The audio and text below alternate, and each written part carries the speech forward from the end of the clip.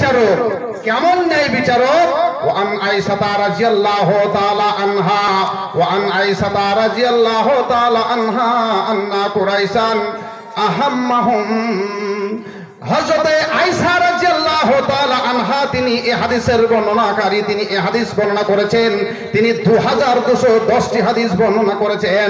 হযরতে আয়েশা রাদিয়াল্লাহু তাআলা আনহা বলছেন, মাখজুমি গোত্রের কুরাইশ বংশের একজন মহিলা, সম্মানীয় বংশের একজন মহিলা, ধনী বংশের একজন মহিলা, সে চুরি করেছে। আল্লাহর রাসূলের যুগে যখন কেউ চুরি করত তার হাতটাকে কেটে দেওয়া হতো। এটাই হচ্ছে হাদিস ও কোরআনের ফয়সালা, এটাই হচ্ছে ইসলামী শরিয়ার নিয়ম বন্ধু আমার। তাই আল্লাহর রাসূলের যুগে আপনার কুরাইশ বংশের একজন সম্মানীয় বংশের মহিলা, একজন শিক্ষিতা মহিলা, একজন ধনী বংশের মহিলা সে চুরি করেছিল। আল্লাহর রাসূলের কাছে যখন তাকে হাজির করা হলো, তার হাতটাকে কেটে দেওয়া হবে, লোকেরা বলা বলি করতে লাগলো, ফাকালু মাই ইউকাল্লিমু, আল্লাহর রাসূল ফাকালু, তারা বলা বলি করতে লাগলো, মাই ইউকাল্লিমু ফিহা, তার ভিতর থেকে আল্লাহর রাসূলের কাছে গিয়ে কে কথা বলবে? ফাকালু আমান, ফাকালু, তারা নিজে নিজে বলতে লাগলো, ওমাই ইয়াজতাজিউ আলাইহি ইল্লা উসামা ইবনে যায়েদিন। তারা সবাই মিলে ভাবনা চিন্তা করলো, উসামা বিন যায়েদ ছাড়া আল্লাহর রাসূলের কাছে গিয়ে এই ব্যাপারে কেউ কথা বলতে পারবে না। উসামা বিন যায়েদকে দায়িত্ব দেওয়া হলো, হে উসামা বিন যায়েদ, তুমি আল্লাহ রাসূলের কাছে গিয়ে বলো, একজন সম্মানীয়, একজন ধনী বংশের মেয়ে, একজন ধনী ঘরের মেয়ে, সম্মানীয় বংশের মেয়ে চুরি করেছে, তার হাত কাটা যাবে। যদি তার হাতকে কাটা হয়, বংশের সম্মান শেষ হয়ে যাবে, বংশের মান সম্মান সব শেষ হয়ে যাবে, মান সম্মান আর থাকবে না। অতএব আল্লাহ রাসূলকে গিয়ে তুমি সুপারিশ করো, একটু বুঝাও, যাতে করে আল্লাহ রাসূল এই মেয়েটার হাতটাকে না কাটে। আল্লাহ রাসূলের কাছে গিয়ে যখন সুপারিশ করা হলো, আল্লাহর রাসূল বললেন, ফাকালা রাসূলুল্লাহ সাল্লাল্লাহু আলাইহি ওয়াসাল্লাম, আতাসমাউ ফি হাদ্দিম মিন হুদুদিল্লাহ। আশ্চর্য ব্যাপার, তোমরা আল্লাহর কোরআনের আইনের কাছে সুপারিশ করতে এসেছো, কি আশ্চর্য! আল্লাহ রাসূল অবাক হয়ে বললেন, আল্লাহর কোরআনের আইনের কাছে, যেখানে হদ আপনার কায়েম করার কথা এসেছে, সেখানে তুমি আমার কাছে উসামা বিন যায়েদ তুমি সুপারিশ করতে এসেছো?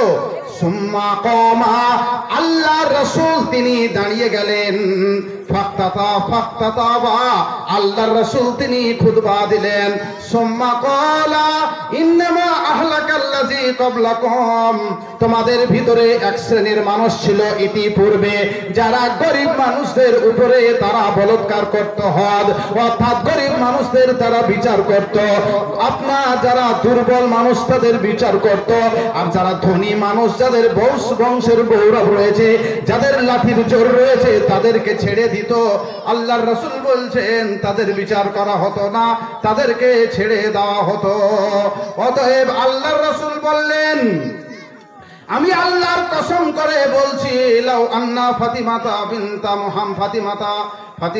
বিনতা মুহাম্মাদিন সাল্লাল্লাহু আলাইহি সাল্লাম সারাকাত লা কাতাতু ইয়াদাহা, আমি আল্লাহর কসম করে বলছি, জান্নাতের যিনি সরদার আমার মেয়ে ফাতিমা, আমার কলিজার টুকরা নয়নের মহামণি, যেদিন কালকে কিয়ামতের মাঠে জান্নাতুল ফেরদাউসের যিনি সরদার হবেন বিবি ফাতিমা, আল্লাহর রাসূল বলছেন, আমার বিটি ফাতিমা যদি চুরি করে, আমার মেয়ে ফাতিমা যদি চুরি করে, আমি আল্লাহর রাসূল তার আব্বা হয়ে বলছি, আমার মেয়ের হাত থেকে আমি কাটতে দ্বিধাবোধ করব না। ন্যায় বিচার কাকে বলে, শুধু এই আদেশটা আমি এই কারণে আপনাদের সামনে তুলে নিয়ে এলাম। আপনারা যারা জেনারেল শিক্ষিত মানুষ আছেন, আমার থেকে অনেক জ্ঞানী লোক, আপনাদের ঠিক এই ঘটনাটি জানা আছে যেটা আমি বলতে চাচ্ছি।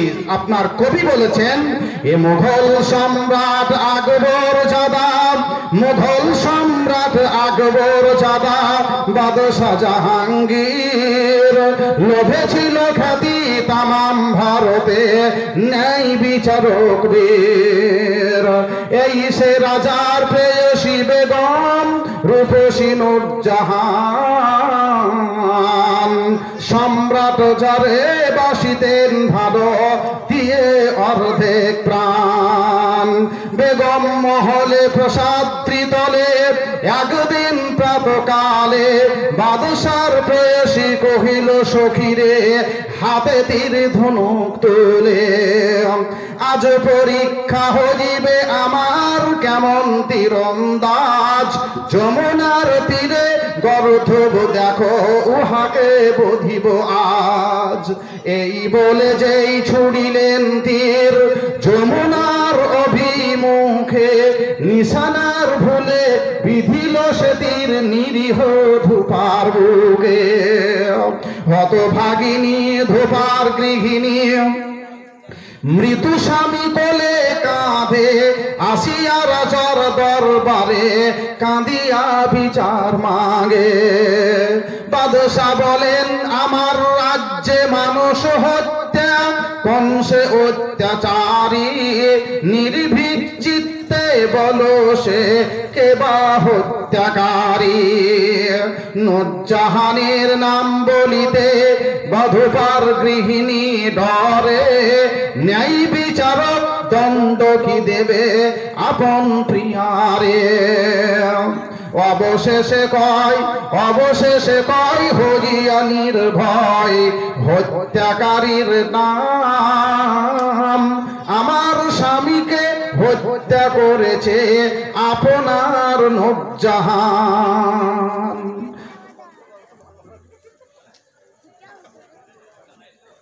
বাদশা শুনিয়া উঠে চমকিয়া, বাদশা শুনিয়া উঠে চমকিয়া, হাই কি সর্বনাশ। এ কথা শুনিয়া সভাসদ কাঁপে সঞ্চারিয়া মনে ত্রাস।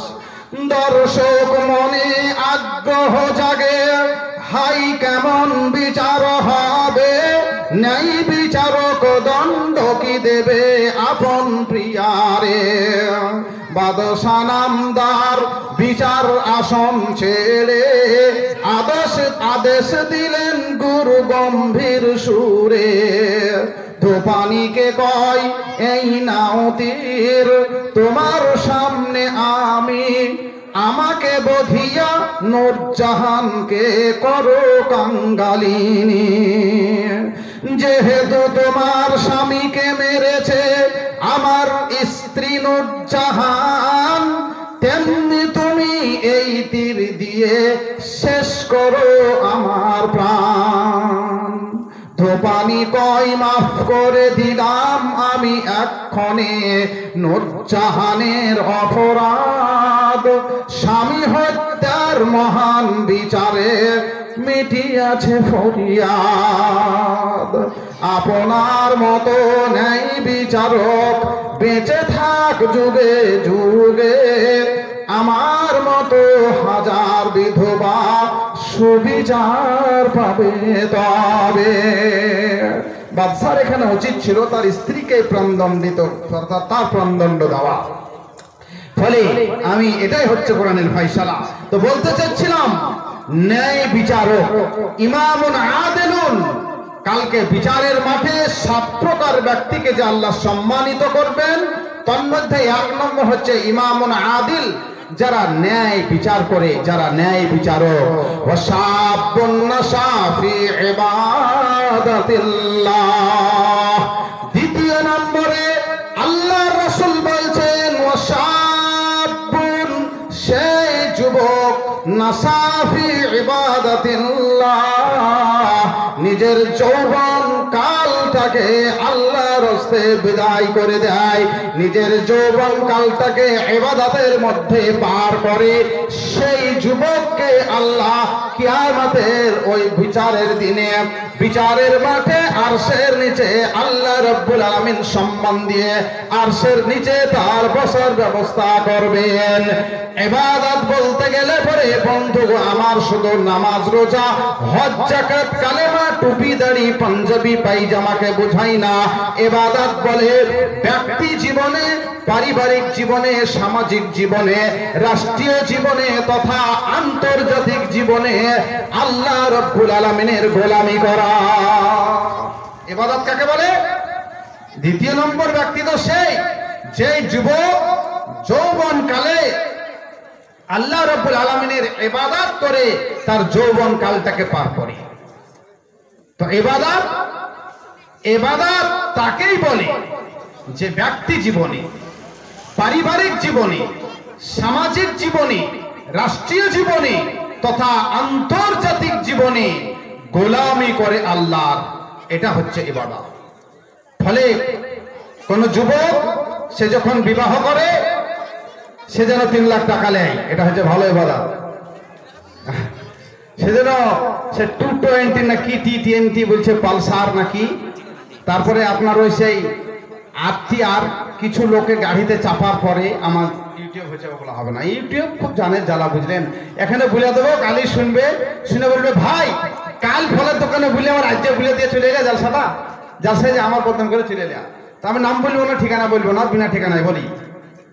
একটা ছেলে একটা বয়স্ক মানুষকে মোটরসাইকেলে চাপাচ্ছে, বিশেষ কারণে আর কি, যে বাজার থেকে আমাদের ওখানে একটা মোড় আছে ওখানে নিয়ে আসছে। তো খানিক আসার পরে এবার ওখানে নামিয়ে দিয়েছে, যে গাড়ি থেকে মালটা নামানোর পরে আবার গাড়িতে মোটরসাইকেলে চেপে আবার বাজারে ফিরে যাবে। তা বলছে এবার চাচা চাপো, মানে মোটরসাইকেলে এসেছে খানিক যে মালটা নামে, বলছে চাচা চাপো, বেচারে দাঁড়িয়ে আছে, বলছে চাচা এবার চাপো দে, বলছে। তো বলছে বাপ দাঁড়া, আমার জ্ঞান ফিরুক। হ্যাঁ, বলছে দাঁড়া, তোর মোটরসাইকেলে চেপে আমার জ্ঞান পালিয়ে গেছিল, আমি অজ্ঞান হয়ে গেছি, আমার জ্ঞান ফিরুক তোর গাড়িতে চাপবো। মানে ও কত জোরে গাড়িটা চালাচ্ছিল হিসাব করতে পেরেছেন।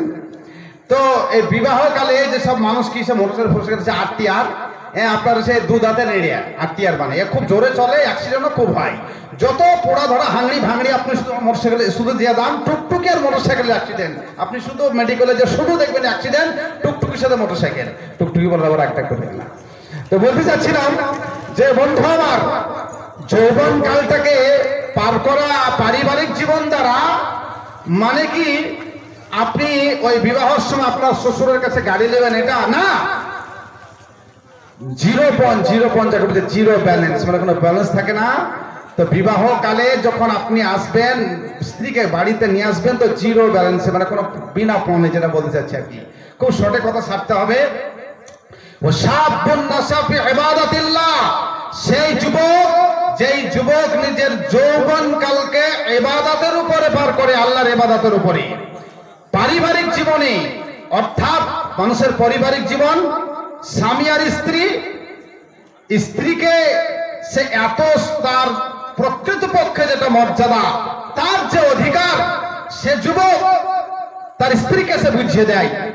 সেরকম কি আল্লাহ রাসূল সাল্লাল্লাহু আলাইহি ওয়াসাল্লাম বলছেন, আল্লাহ রাসূল বলছেন, রে পুরুষ, রে যুবক তোমরা শোনো, রে বিবাহিত পুরুষেরা তোমরা শোনো, ইজা আতাআররাকুল আরকা, আল্লাহ রাসূল বলছেন সারা পৃথিবীর যারা বিবাহিত পুরুষ আছে, বিশেষ করে মুসলিম পুরুষ, তাদেরকে ইনতুতিমুহা ইজা তাইমতা ওয়া তাকসুহা ইজা তাসাইতা ওয়ালা তাজরিবুল ওয়াজহা ওয়ালা তুকাব্বিহু ওয়ালা তাহজুর ইল্লা ফিল বাইতে।